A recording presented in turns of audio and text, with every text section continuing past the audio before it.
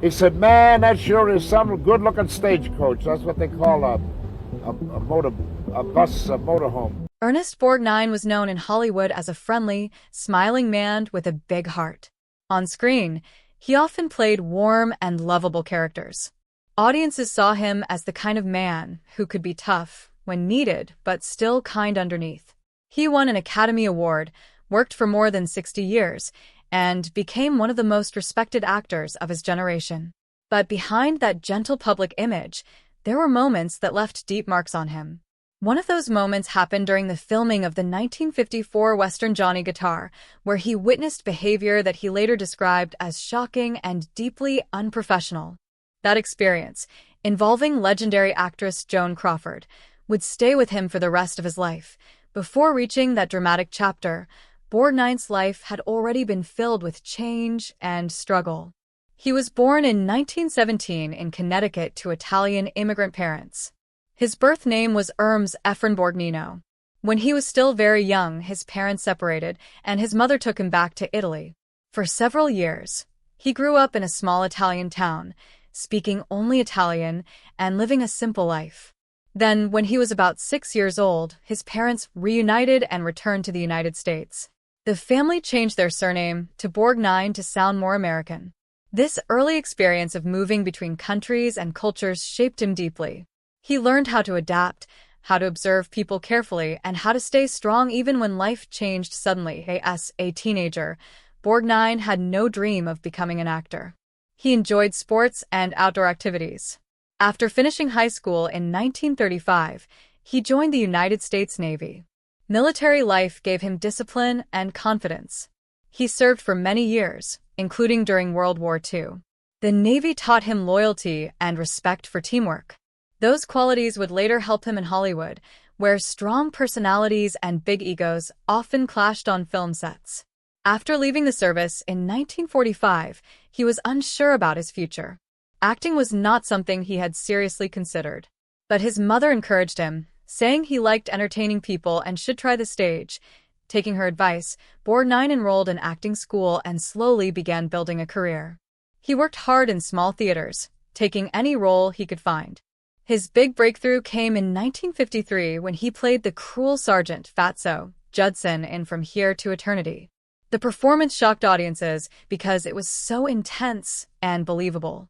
Borgnine proved he could play dark and frightening characters. Just 2 years later, he surprised everyone again by starring in Marty, a simple love story about a shy butcher searching for happiness. His performance was gentle, honest, and deeply human. For that role, he won the Academy Award for Best Actor in 1955. It was a major achievement and confirmed that he was not just a character actor but a true leading man. By the mid-1950s, Borgnine was respected in Hollywood. He worked steadily in films and later became widely known on television in McHale's Navy, where he played a humorous naval officer. Audiences loved him because he felt real. He did not act like a distant movie star. He seemed approachable and sincere.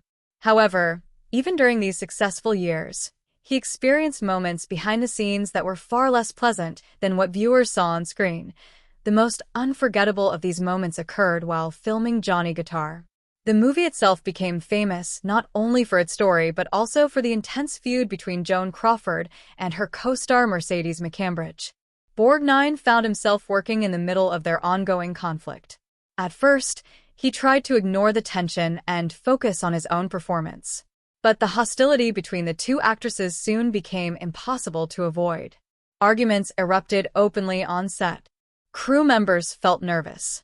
Director Nicholas Ray struggled to keep control of the production. For Borgnine, who valued discipline and professionalism, the chaos was disturbing. He had come from the Navy, where teamwork and respect were essential. On this set, he saw shouting matches, personal insults, and behavior that he believed crossed a serious line. One incident in particular would remain burned in his memory. Years later, when he spoke about it, his voice still carried disbelief.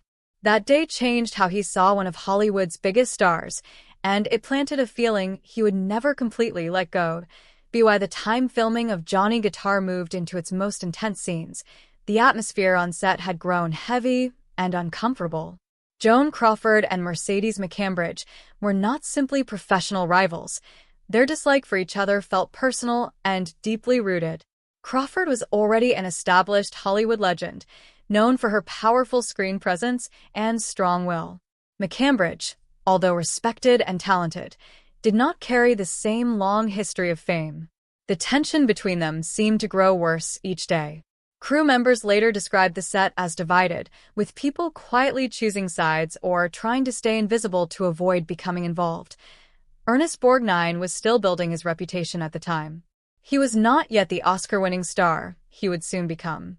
Because of that, he tried to stay focused and avoid taking part in the arguments.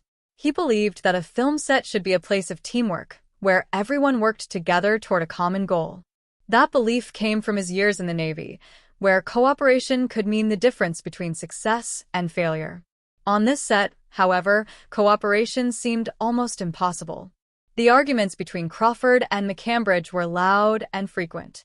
Scenes had to be filmed separately because the two actresses refused to share space longer than necessary. One day, according to accounts later shared by Borgnine, an incident occurred that deeply upset him. During a tense moment after a disappointing take, Crawford reportedly became angry with a young production assistant. In a sudden outburst, she allegedly threw a cup of hot coffee in his direction. The liquid struck him, and he suffered painful burns. For Borgnine, this was not just another Hollywood argument. It was something far more serious. He believed that no level of fame or frustration justified harming someone who was simply doing his job. The young assistant had little power on set. To Borgnine, the act felt cruel and unnecessary. He later said that what disturbed him most was not only the physical injury, but the lack of remorse. In his view, professionalism required self-control, especially from experienced stars. He had worked hard to earn respect in the industry, and he believed everyone else should do the same. Seeing a major actress lose control in such a public and damaging way left a strong impression on him. Even though Crawford remained polite toward him personally, he could not forget what he had witnessed. In his mind, a line had been crossed. Despite the chaos, the film continued. Director Nicholas Ray tried to maintain order, often filming Crawford's and McCambridge's scenes separately and later editing them together. This approach allowed the movie to move forward, but it did not remove the tension. Borgnine found himself watching carefully, learning how different actors handled pressure. Some responded with patience. Others, he noticed, reacted with anger. He stored these observations quietly, understanding that Hollywood could be as challenging off-camera as it was on screen. Interestingly, Borgnine did not speak publicly about resentment at the time. He believed in keeping work matters private. However, in later interviews, when reflecting on his long career, he admitted that the experience on Johnny Guitar had stayed with him. He respected talent and dedication, but he struggled to respect behavior that hurt others. While he acknowledged Crawford's brilliance and charisma, he also described working with her as walking carefully, never knowing when emotions might explode. Over the years, people often asked Borgnine about difficult co-stars. He worked with many strong personalities, including Spencer Tracy and Shelley Winters. Yet when he spoke about unforgettable tension, his memories of Johnny Guitar were always among the strongest. The coffee incident became a symbol for him.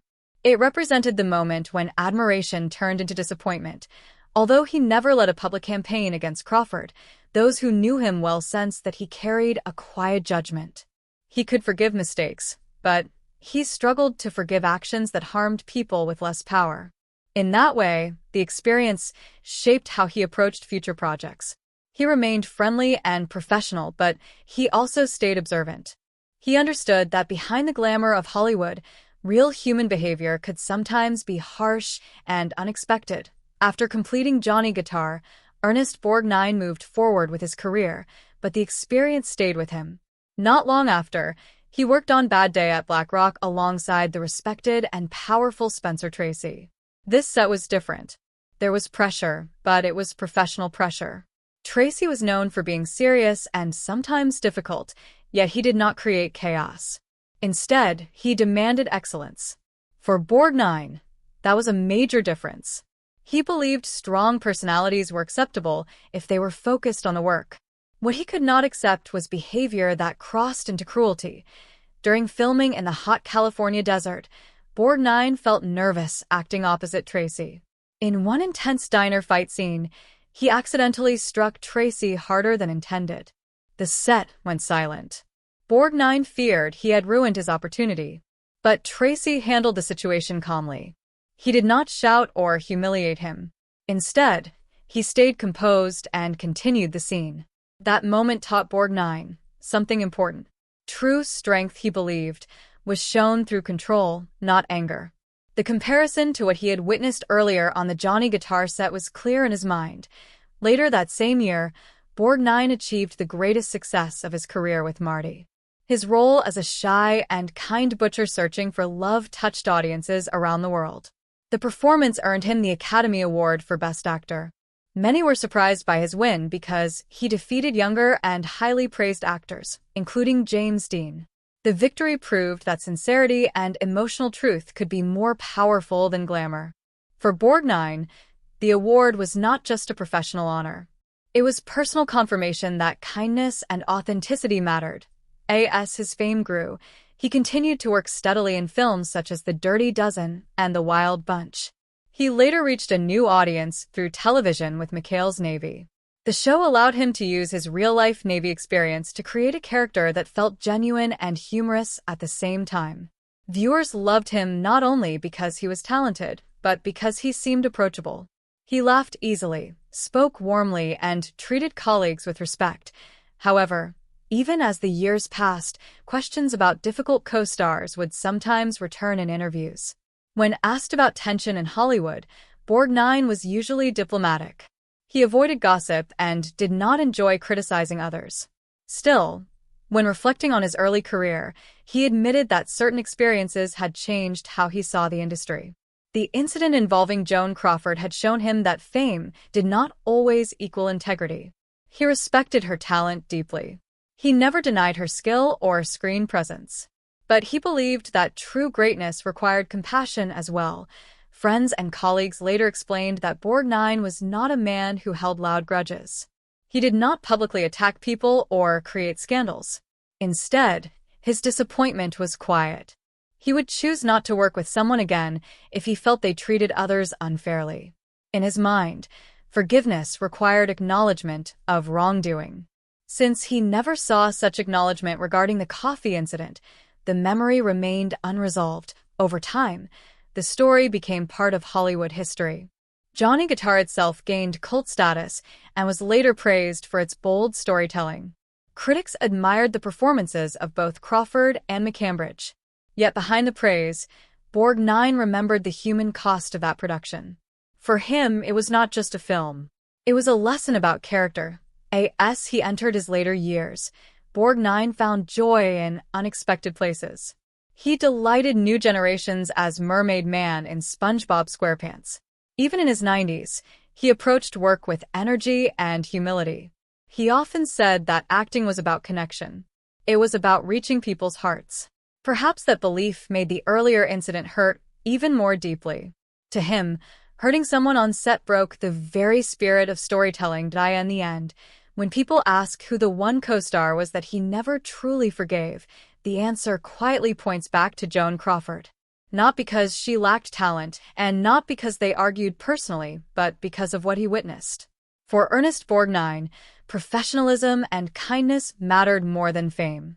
And once that line was crossed, it could never fully be erased from his memory. As the years moved forward, Ernest Borgnine rarely spoke harshly about anyone in public. He believed that actors should focus on their craft, not on creating drama outside the camera's view.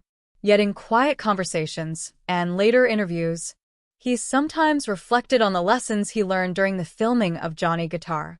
Those memories did not fade with time.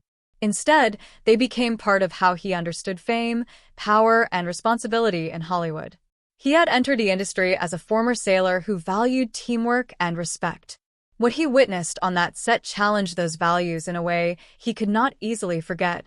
In Hollywood's golden age, powerful stars often had control that went far beyond acting. Joan Crawford was one of the most recognized actresses of her time. She had survived changes in the industry, built a strong public image, and commanded attention wherever she went. Many admired her discipline and drive.